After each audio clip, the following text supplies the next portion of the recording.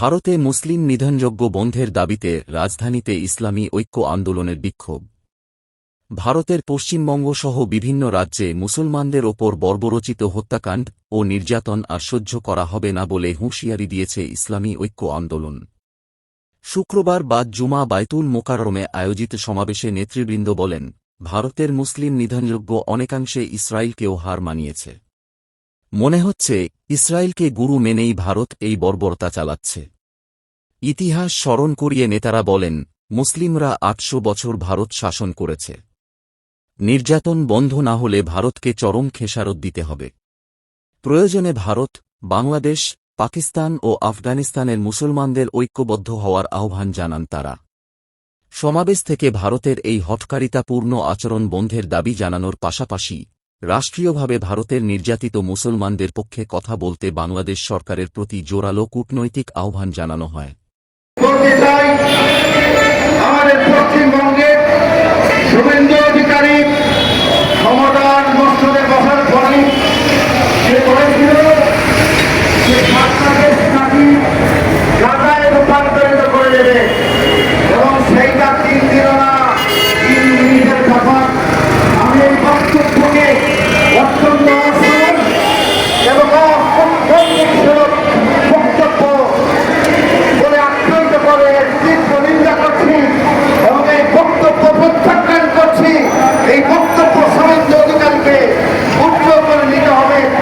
আমি বলতে চাই, শুভেন্দু অধিকারী, বাংলার তুমি যখন 3 মিনিটে বাংলা দখল করবা, বাংলাদেশ দখল করবা, তখন বাংলার 18 কোটি মুসলমান কি মুখে আঙ্গুল দিয়ে তারা চুষবে না ঘুমাবে?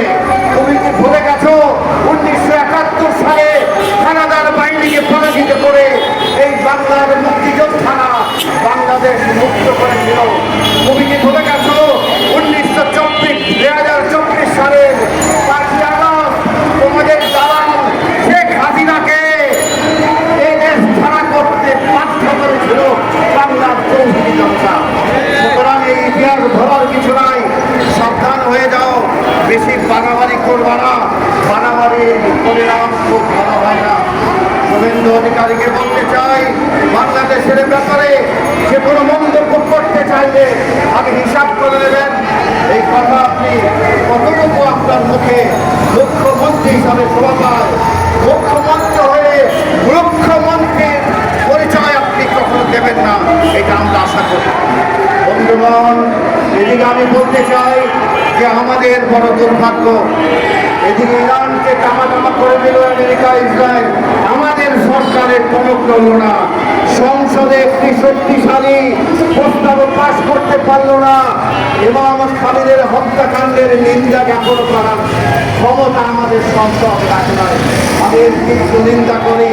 অপরদিকে ভারতে যখন পশ্চিমবঙ্গে মুসলমানদেরকে কচুকাটা করা হচ্ছে, তাদের ব্যবসা বাণিজ্যকে বুলডোজার দিয়ে ঘুরিয়ে দেওয়া হচ্ছে, তাদের যুবতী মেয়েদেরকে রাতের অন্ধকারে ঘর থেকে টেনে হেঁচড়ে বার করা হচ্ছে এবং তাদেরকে মেরে হিন্দুদের মন্দিরের ঘণ্টির সাথে ঝুলিয়ে যখন রাখা হয়, তখন আমরা বাংলার মুসলমান এই দৃশ্য সহ্য করতে পারি না।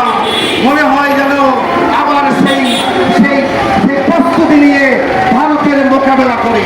কিন্তু দুর্ভাগ্যজনক হলেও সত্য, যখন এত অত্যাচার চলছে মুসলমানদের উপরে পশ্চিমবঙ্গে, আমাদের স্বরাষ্ট্রমন্ত্রী বলছেন যে আমি তো কিছুই দেখতে পাই না। আমাদের স্বরাষ্ট্রমন্ত্রী, আপনাকে শ্রদ্ধা বলতে চাই, চোখের চশমা করবেন না, দিনের চশমা করুন, কিন্তু ভারতের ব্যাপারে দিনের চশমা পড়বেন না। কারণ ভারতের ব্যাপারে প্রচ্ছন্ন উক্তি আমরা জানতে চাই, স্টেটমেন্ট জানতে চাই, বাংলাদেশ সরকারের স্ট্যান্ড বাজি কি সেটা আমরা জানতে চাই। বন্ধুগণ, আরেকটি কথা, আমাদের সংসদে আজকে সরকারি দল, বিরোধী দল, 2 দলে কিন্তু আপনাকে দাঁড়িয়েছে দিল্লি না ঢাকা, ঢাকা ঢাকা এই স্লোগানে মুখরিত করে। আমরাও সমর্থন করেছি, কিন্তু আজকে বড় দুর্ভাগ্য, যারা সেদিন দিল্লি নয় ঢাকা বলেছে, আজকে সংসদে যারা দিল্লির বিরুদ্ধে, পশ্চিমবঙ্গে মুসলমানের বিরুদ্ধে কোনো পরিচয় দিয়েছে। আমি বলতে চাই যে তারা আবারও ভারতের সাম্রাজ্যবাদ মুক্ত করে বাংলাদেশকে আবার আমেরিকান এবং ভারতীয় সাম্রাজ্যবাদের পকেটে ঢুকতে চায়। আমি তাদেরকে বলতে চাই, যদি সত্যিকারের বাংলাদেশের প্রতিনিধিত্ব করতে চান, বাংলাদেশের সংসদে বাংলাদেশের সেবা করতে চান, তাহলে ভারতীয় আধিপত্যবাদ হিন্দুত্ববাদের বিরুদ্ধে আপনাদেরকে শক্ত অবস্থান নিতে হবে। তা না হলে বাংলার 90% মুসলিম আপনাদের কোনোদিন ক্ষমা করবে না, করবে না।